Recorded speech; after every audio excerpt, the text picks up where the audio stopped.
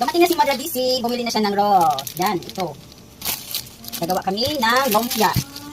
Okay na to, Bob. Alam mo ba, hindi ka kakain ng rice. Lumpia na lang kainin. Diet na yan. Magpapasiksi daw siya kasi uwi siya ng Pinas.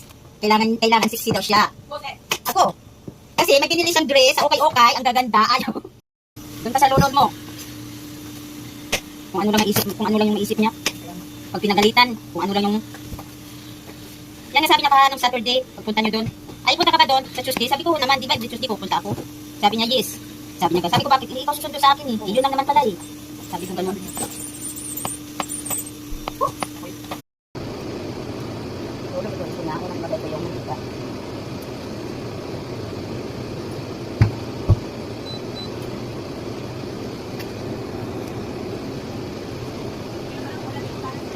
Kaya nga, okay lang sana magbayad ako ng 18 per month kung pero wala naman, gusto ko lang. Ano na siya guys, palambot ko naman siya.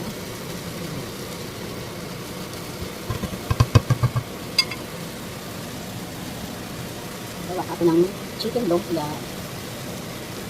Yan ang ulam natin mamaya, namin yung lunch ng mga bata.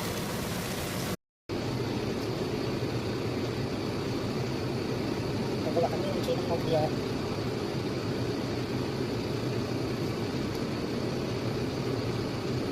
Diba ako guys, nakapag-upisa ng pagkantsa.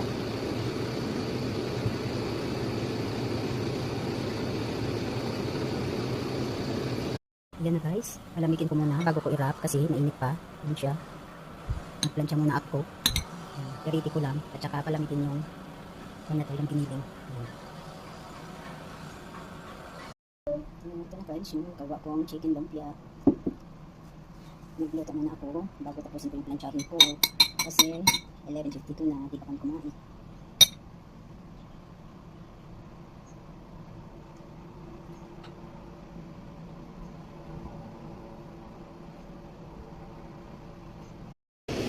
Nagluto na ako para makakain na kami ni isda chicken lumpia.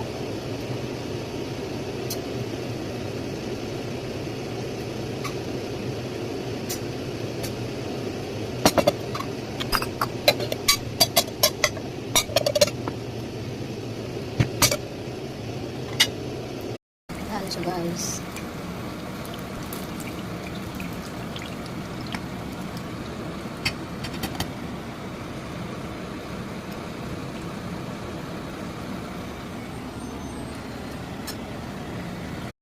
yan na guys, chicken lumpia, kakain na kami.